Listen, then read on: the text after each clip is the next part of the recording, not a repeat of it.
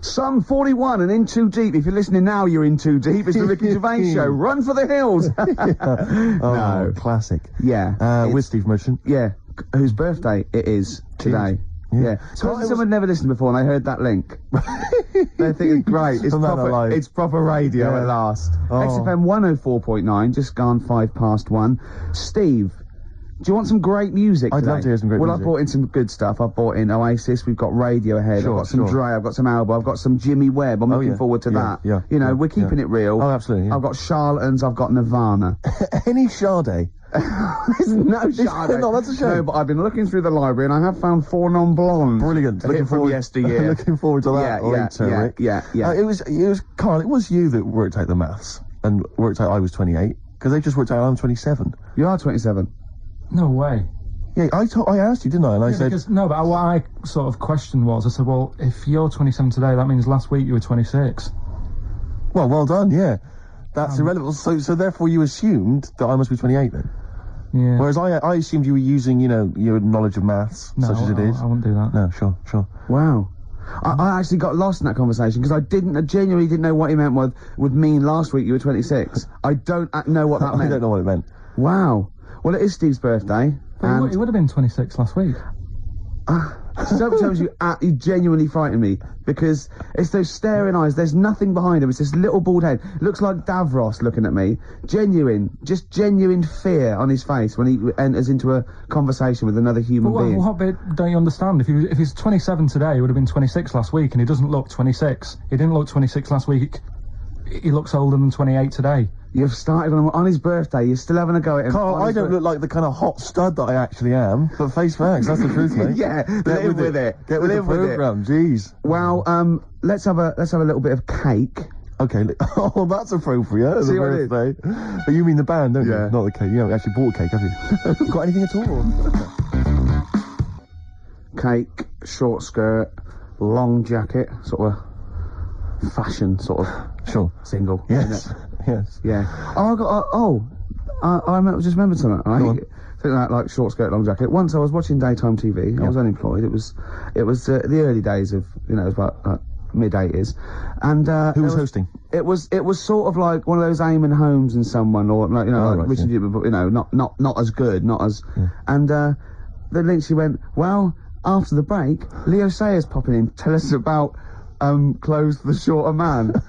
I stayed tuned. He came on. He went, he went, wear a short jacket. Why wear a short jacket? Optical illusion. You're going, well, that jacket, it couldn't be a foot long, because that'd be mad. So it's 2 foot long, so he's 6 foot. So I'm looking at him there. I'm looking at him. Don't get too close. Just look at the jacket. How tall are you, Leo? Well, work it out. Yeah. This jacket's presumably about... Isn't it? Yeah. Yeah, of course it is. Yeah. Yeah. But Leo, you're famously quite a short man. In fact, I saw you on TV talking about clothes for the shorter man. No, but look at the jacket from there. Yeah, you must be about 6 foot. So you had to walk around looking like a bullfighter just for this illusion at like 50 paces. What's the other thing about stripes? Is it... Yeah. Horizontal stripes widen you. Make you look fatter? Yeah, right. Yeah. So good advice, good fashion advice for anyone listening. On XFM 104.9. Leo Sayer there offering some topic. We should get Leo in, maybe offer some new stuff. For your birthday, a little special Leo Sayer visit for your birthday. Got any presents yet? I've received nothing yet. But my parents haven't come up, and they're the ones that normally bring gifts. Oh, yeah. They are coming up later, and I always look forward to my father's gifts. Yeah. Because they are remarkable. I don't know what he's thinking sometimes. I don't understand the logic. I mean, if I explain some of the gifts he's bought in the past, maybe you could figure out. I once opened, I think I was about 14. Right. And I liked all the stuff that you like at 14, the ladies, obviously, pop music, sure. Fashion. Yeah. And that's why he bought me on audio cassette the collected wartime speeches of Sir Winston Churchill. It's a good gift. Did you listen to it? Well, I'm not sure when you'd ever be in the mood to listen to that, to be honest. We'll fight on the beaches, all that. All the classics, all the classic hits. I don't know when you listen. I think unless you're under attack, I don't think you'd ever listen to that. Did you not even listen to it? I kind of like, but when are you gonna be in the mood to put that on? No, but just because it was a gift. But I always remember being once. This was. But what if he tested you? Go, do you like track 4? Yeah. Oh, some chicken, some neck. Oh, I love that, Dad. Yeah. But I think they're doing a remix. But he said to me once. He said to me, "Never forget, son." He didn't. Yeah, and I went, I don't remember, Dad. It was mad, and it was like, because he was quite into sort of, but he was into like the military and all that kind of, and war history and stuff. So are you allowed to tell an anecdote about your dad on radio? Can I just give you a clue, just in case? Can you tell the thing about the shed? No. Okay. No. No. Okay, too complicated. Too long. Okay, all right. Okay. But I always remember this was true. I remember I had it on once because I just stuck it on because I thought I ought to. And my dad came in. He was pleased to see I was listening to it. And he was like, we just sort of stood there listening. And I was with my sister coming in with one of her quite attractive friends. Teenage friends as well, like, and I'm a teenager as well, and it's like, and just this woman walking by, you know, she goes to the same school or whatever, you know, quite fit, and I'm just stood there with my father listening to We All Fight Them on the Beaches, Never in the Field of Human Conflict of so many, and just remember looking at her as she passes, just you've looking learned at her. It's rubbed off. Oh yeah. You know, Oh, Rick, if you're ever in a war situation and you need some morale, come to me. Yeah, you'll just you're right. Quote me out. What about a little bit of White Stripes? I've got some more gifts that I can tell you about afterwards. Well, I'm looking forward to it. Look forward to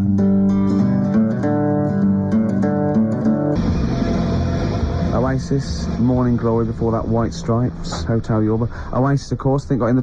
have you been watching that VH1 Top 100 album? I have indeed, I've enjoyed it. Yeah, number one. Do you remember what number one was?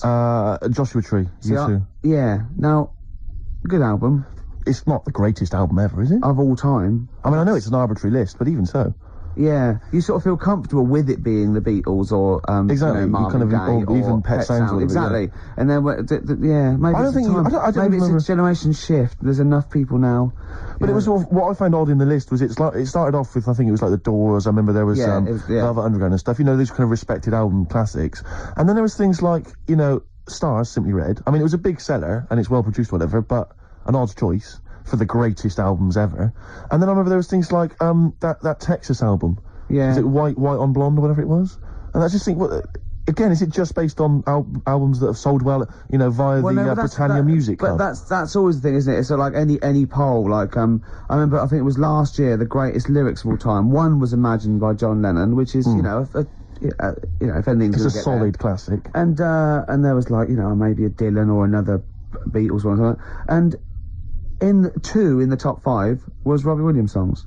Robbie Williams songs? Yeah. One of the worst lyricists ever. Well, not the worst, just a collection of words. Annoying, yeah. I think, you know, and it was that thing, a man, a 1,000 fags, you know, like I'm dad, and there's gonna take you to the bridge.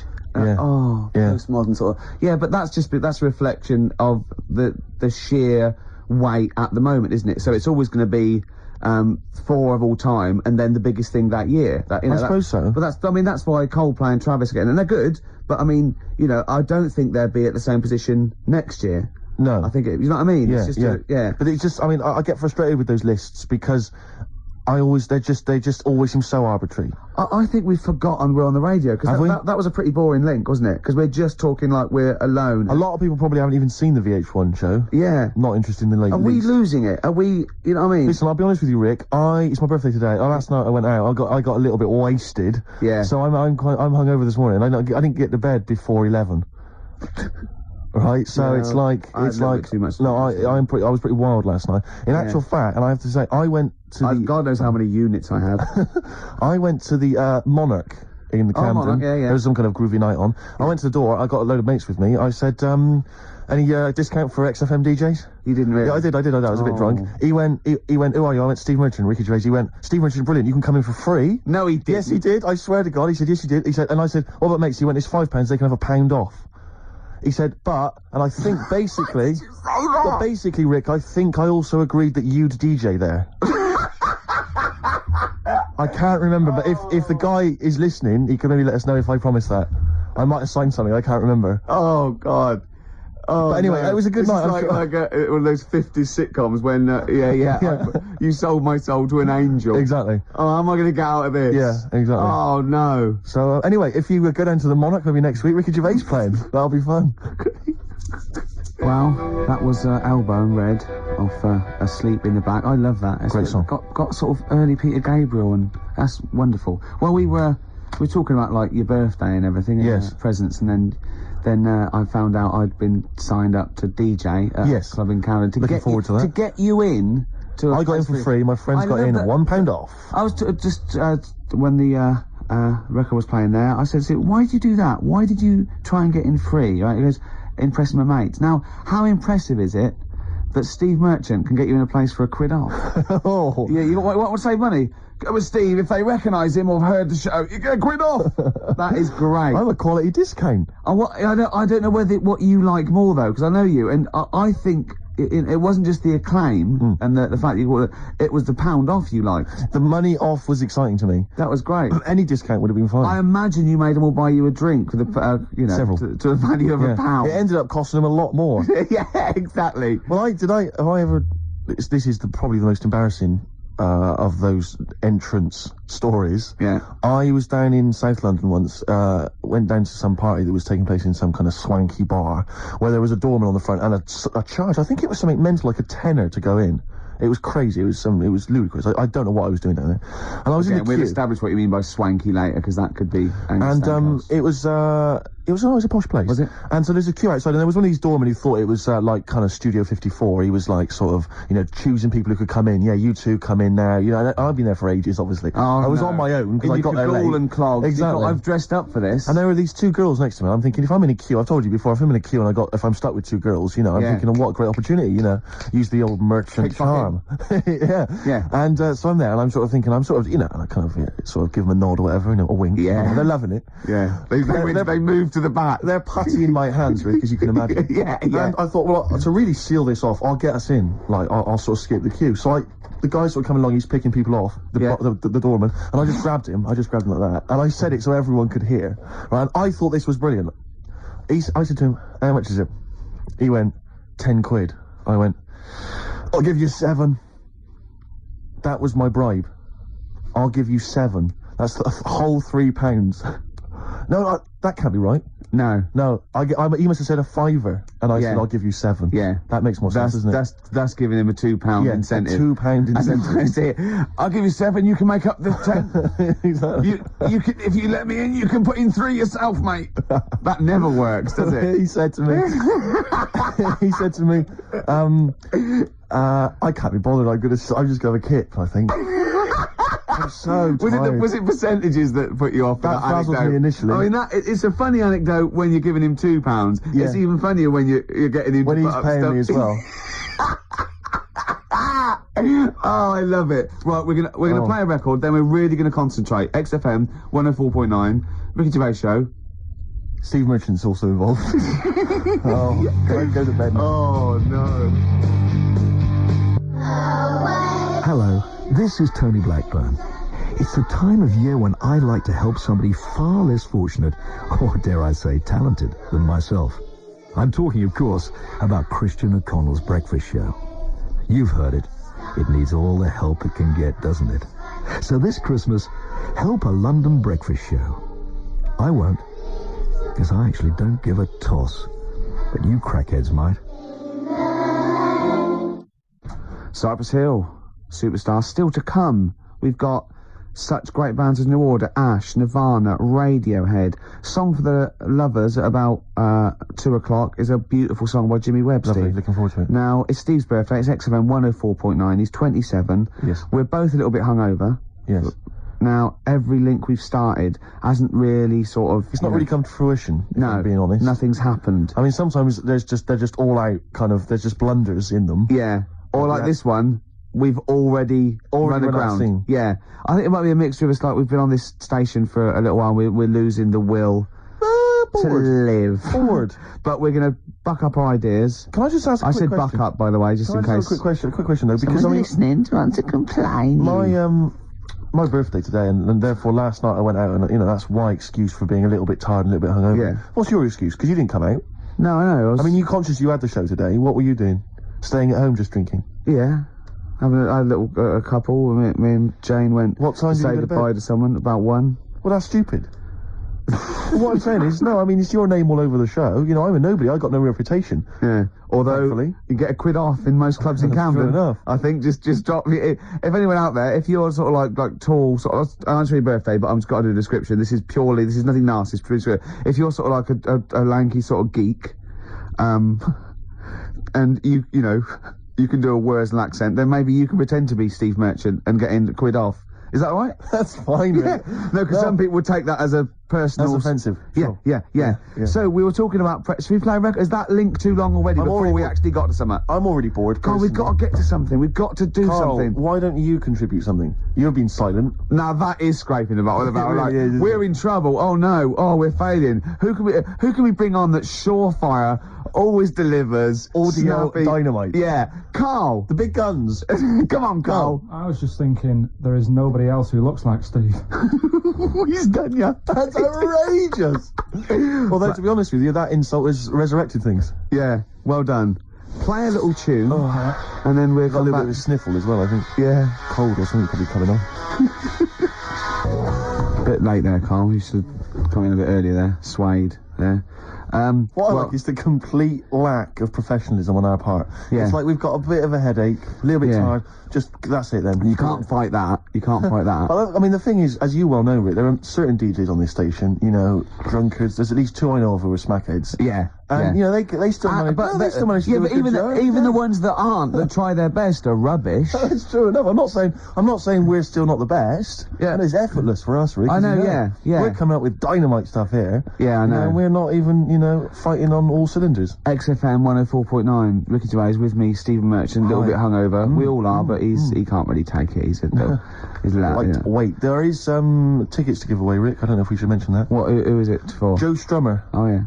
And his band, the Mescaleros, play Brixton Academy. We think this evening. A little bit more information will probably be. So go along, just in case. If you say you're Steve Merchant, pound off. Well, the doors are at 7 o'clock, and it's £17.50. Unless you've won the competition, Rick, that I'm about to set, and won yourself a pair of tickets. There is someone, right, in America celebrating a birthday today, okay? Yeah. More than one. Same day as me. Yeah, no, but there's a specific one I'm thinking of, right? His name, Rick, is Dwight Schultz. Okay? Yeah. If you know the answer, obviously don't give it away. Yeah. His name's Dwight Schultz. He's an actor. Yeah. He's particularly big in the 80s. Yeah. And he's also celebrating a birthday today. You're going to say what's his name? I'm going to say what character is he best known as? What TV character is he best known as? And you can win yourself some tickets for Joe Strum and the Mescaleros at the Brixton Academy. Dwight Schultz. American actor, TV character of the 80s, very famous. Oh, yeah. See, Christian's giving away a trip to Salem, Massachusetts. That's bizarre, actually, because I was in America recently and I went to Salem, Massachusetts, and that's not a prize.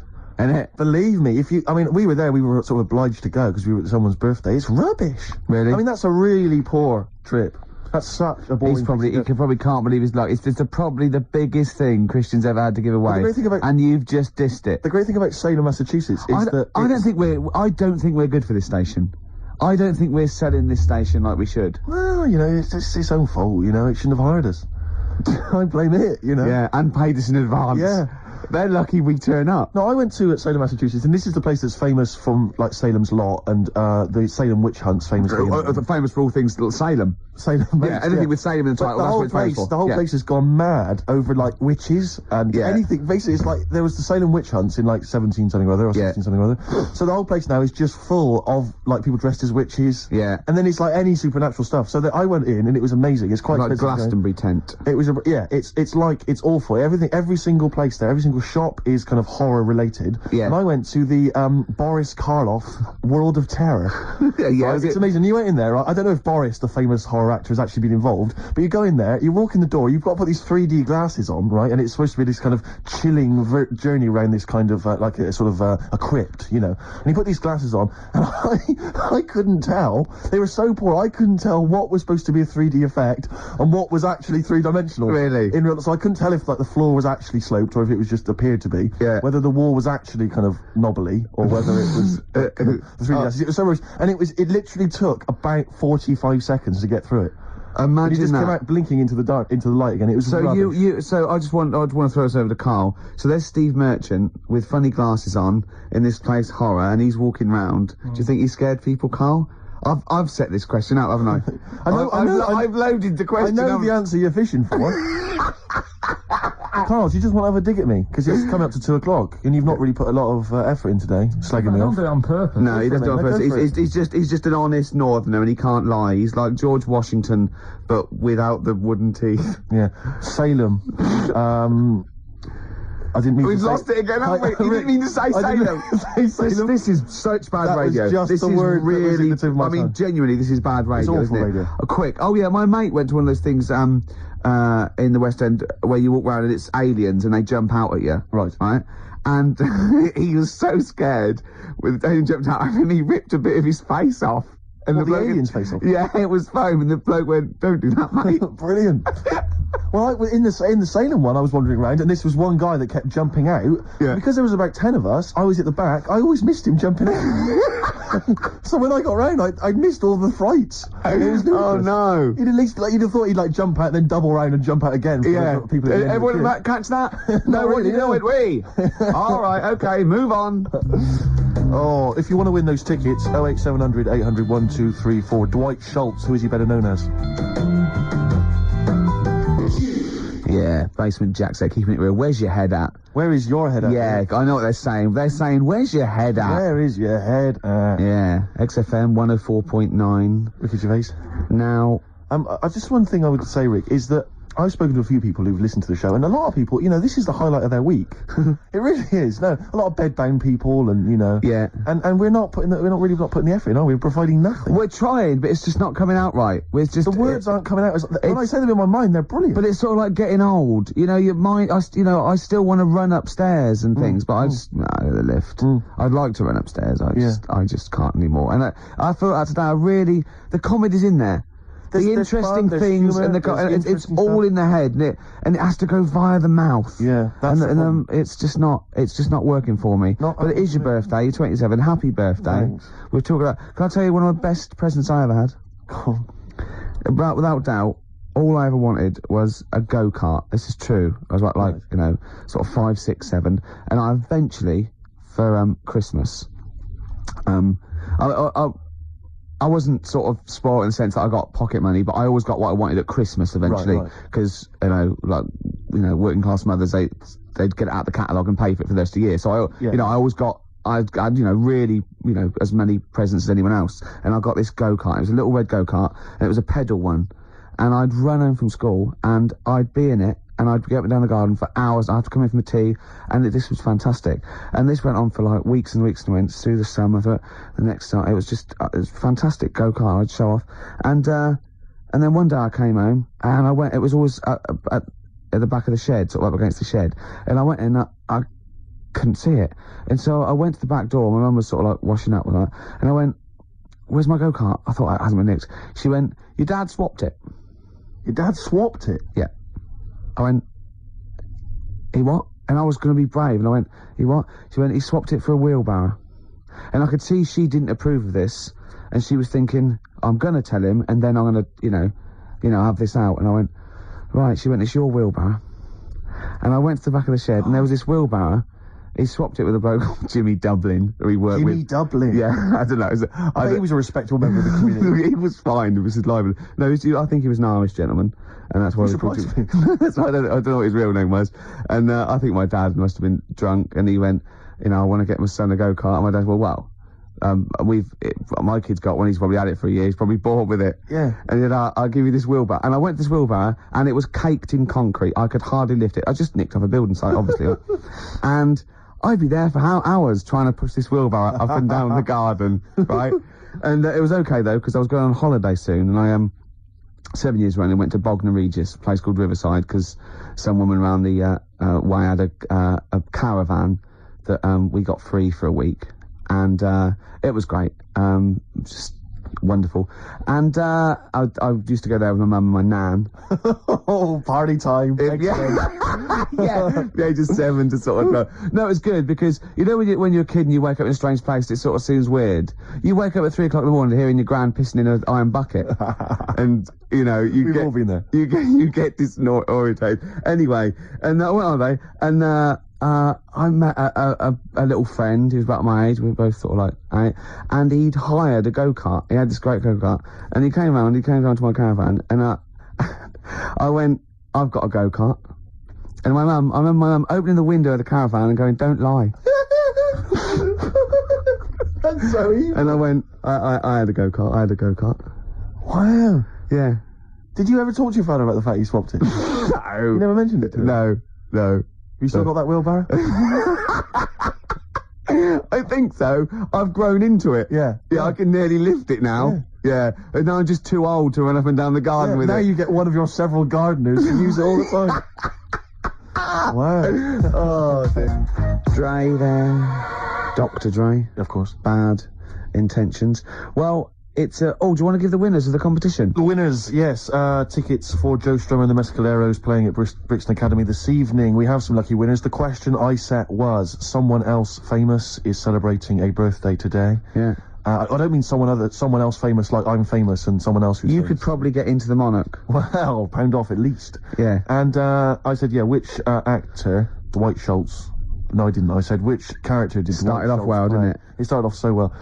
Which character did Dwight Schultz play? What made him famous in the 80s? He's celebrating a birthday today. I don't know how old he is, probably in his 60s. Not in his 60s. The character he played, of course, was Howling Mad Murdoch from the 18...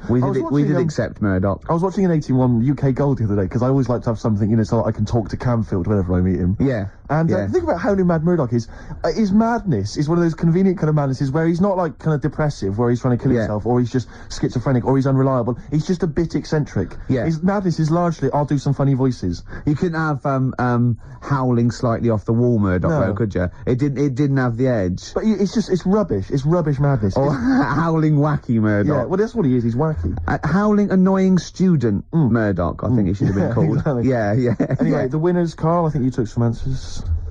Tim and Neil. Well done, Tim and Neil. Are they going together or are they? No, two separate. Lucky people. Yeah. I don't think your heart's in it anymore either, Carl. I was alright today, but Steve's really dragged me down.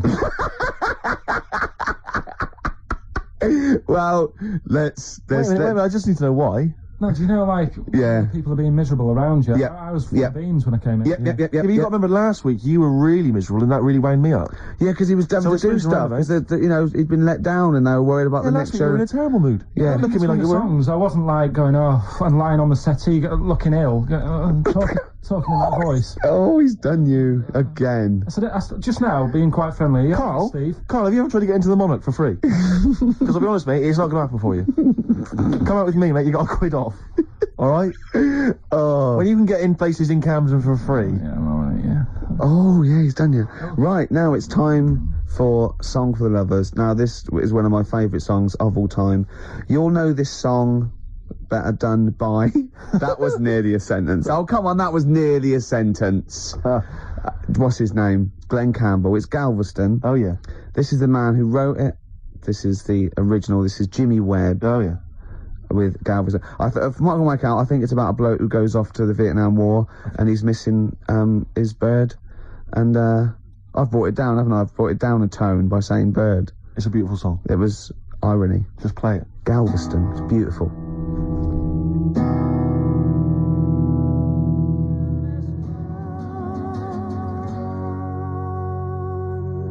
Jimmy Webb with Galveston. Now, I know you enjoy...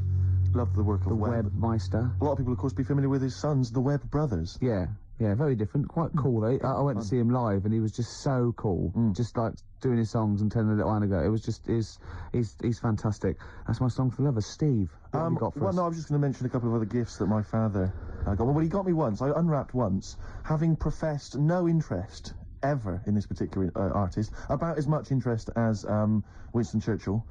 I once received, lucky me, the making of Thriller. It was a video behind the scenes on Thriller. I know what he thinks though. But he thinks Steve loves to dance. No, he went. You love music and you love films. Yeah, no, that's a film. Yeah. But, I mean, I've never professed any interest. I mean, I don't think it even had Thriller, the actual film, on it. It was just the making of Thriller. Really? Behind the scenes, Michael Jackson dancing around. And John saying, Landis. Yeah, it was rubbish.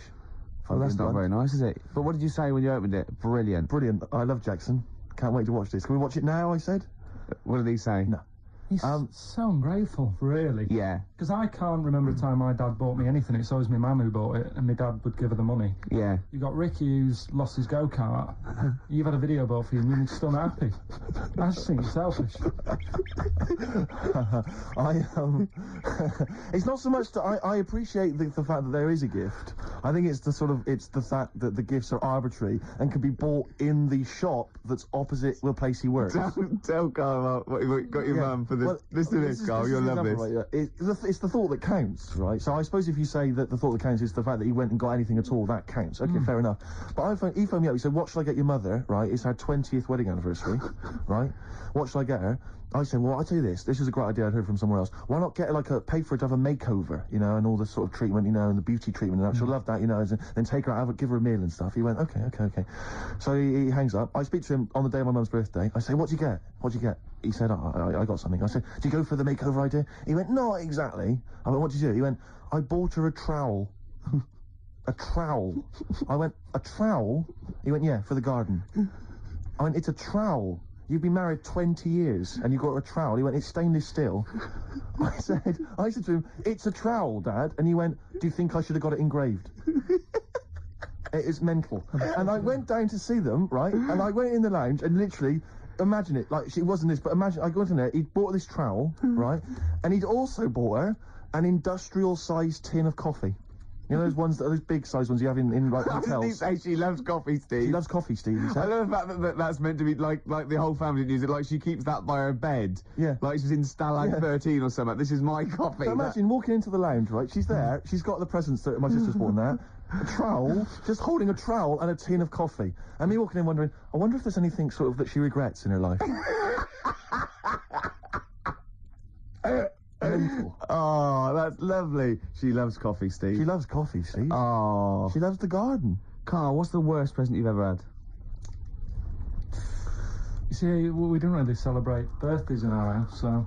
What? Where are you from? What planet are you? What do you mean you don't celebrate birthdays? Are you here from another world observing? Like, trying to blend in, but not quite managing to pull it off? Not that fussed about it. Right. You know what I mean? It's... Yeah. My mum and dad's are on the same day, and I think that just was like... That's a bit weird, isn't it? On their anniversary, and... Well, they got married on their mutual birthday. But Carl, can I just... And Christmas. But Carl, there's a difference between you saying... What do you mean their anniversary's on the same day? Of course it's on the same day. Yeah, and the birthday. But, Carl, what I mean is that... you say that you don't really celebrate your birthday, but presumably you have received some presents at some point in your life from your parents. Or anyone. Yeah, Okay, well, we'll come back to you later. Yeah. Thanks. Let's play a record. Carl, have a think about that and we'll come back to you later. Thanks very much.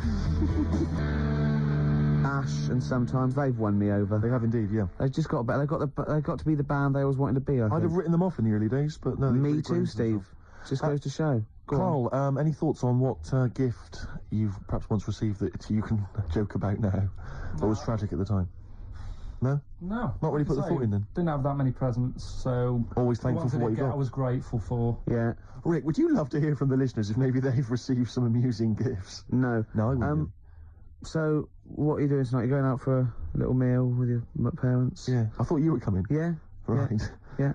Good to know. Yeah. Any suggestions as to where we could go? I mean, maybe people would like to phone in, because I've got no idea. It's got to be largely meat-based. I will only really eat meat.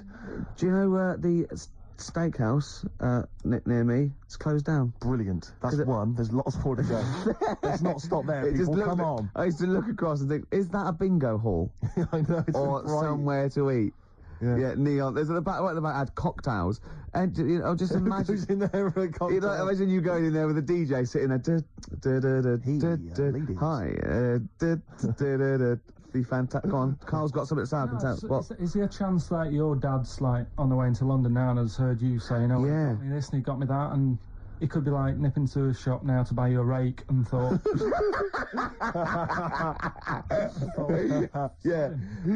yeah, just think of that.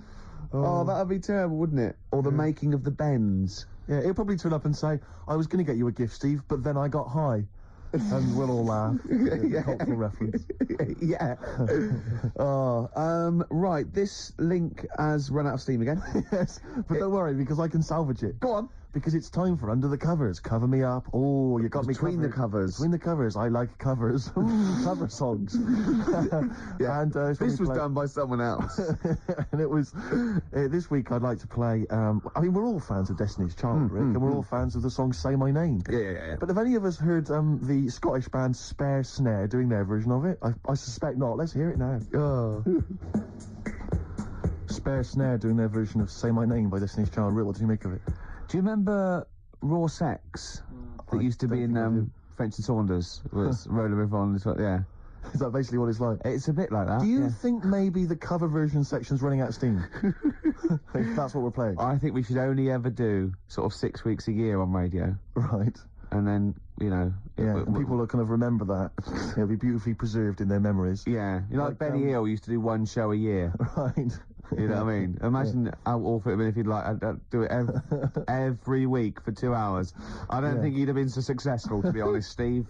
I think he'd run out of ideas. Rick, I know that you are tired of coming in every Saturday and doing the show. I know I am, and I suspect many of the listeners are. But maybe we should leave it to the listeners. You know, if they want us off the air, maybe they should just email, fax, phone in. That'd be... I think everything should be like that, though. Vote whether you want to, you know, like a binary sort, like, you know, up against someone knocks... Like winner stays on in pool. Yeah. I hate that, winner stays on in pool, in pubs. It's just horrible, fascist, isn't it? You want to play with your mates. You don't have to beat a bloke with 1 tooth who just plays pool all day. Yeah. Costs him nothing, and he has 93 games. Of course you're not going to beat him. He's a professional by the end of the evening. Okay, XFM 104.9. Oh, Merry Christmas. For Hero by Les Fleur. Great bloke, Les. Yeah. Worked with him in Blackpool. Weird. Had very high voice. Can't grow a beard. Yes. But, yeah. I'm joshing. Probably pronounced Les Fleur, innit? Le Fleur. Yeah. We know all that. Oh, we know that. You noticed all those huge posters advertising Christine O'Connell's breakfast show? They're all over the place now. They're mainly on the tube, like you wouldn't know, Gervais. No. What with your driver and everything. Imagine if they'd spent the kind of money they must have spent on those advertising our show. I know. And those people were tuning in, and today's show is what they heard. I was actually thinking, right, because we do care in a way. Yeah. We couldn't get over it today, you know. Just a word to the kids. This is what alcohol can do to you. Yeah. Sobering lesson. Yeah, it is. Yeah. But I thought, what if this was our first ever attempt at radio? Think how gutted we'd be. We'd go, we're not right. What worries me is it's like, I don't know, it's like in my sort of hangover state, it's like I've kind of woken from a dream, and I've sort of thought to myself, all the stuff we're saying today is what we normally say week in, week out, and we think is brilliant. And it's today we've done it, and it's rubbish, and it's like we've seen the truth. Oh yeah, it might be. See, so an alcohol can just not as interesting or entertaining as we thought. See, yours could be BSE as well, though, because I know you're worried about that. I think. Yeah, because you just ate beef, didn't you, for the first 15 years? Largely just beef, yeah. Beef and milk. Yeah. Mainly uncooked. It was just, you know, they just wheel a cow in. from the cow. Yeah, just suckle it from the cow. Now we get complaints about that. We will indeed. I always wondered if Bruno Brooks ever got complaints, actually. When he once played Rage Against the Machine, Killing in the Name of, and he must have dozed off or something, because he didn't realise all the swearing, you know, F you, I won't do what you tell me, and he just left it playing. He probably wasn't And listening. It was the UK Top 40, and it was just, you know... He probably did get complaints. Where is he now? Good point, doing internet radio, which is, of course, where we'll be next week. Yeah, if we buck our ideas up. Quick question. Go on. I just realised who Carl looks like. Moby. He does. Not the first person to say that. Yeah, suddenly just dawned on me then. Yeah, so Moby's one of those people that I think is fantastic. Every time I see him, everything he says I agree with. He's lovely, and I just can't get into his music. It's bad. It's like I feel that it's like a mate you can't say, oh, I give it up, because I think he's fantastic, and I want to go, why don't you do something else? For more I bored myself then. If you've got a pop star that you'd like Ricky Gervais to pass comment on, why not get in touch? Yeah, Rick, what are your views on Rick Witter from Shed 7? Rick Witter, I like their effort. Okay. I think he's quite, got a nice hair. What about Chakademus and Pliers? What was their hit? Tease me. Anyway, more of that next time, I'm sure. Oh, that's it. Are we straight to the song for the ladies now? Yeah, song for the ladies. Yeah, should we just get it over with? Yeah, let's knock this on the head. Song for the ladies this week, one of the best tracks on Hour of the Bewilderbeast by Badly Drawn Boy. It's, of course, Magic in the Air for all the ladies. Bye. Sorry about that. We're going to really be good next week. Happy birthday, or? Happy birthday to you. But no, we're going to start work on next week's show. Really, from then on, it'll be year 0. Yeah.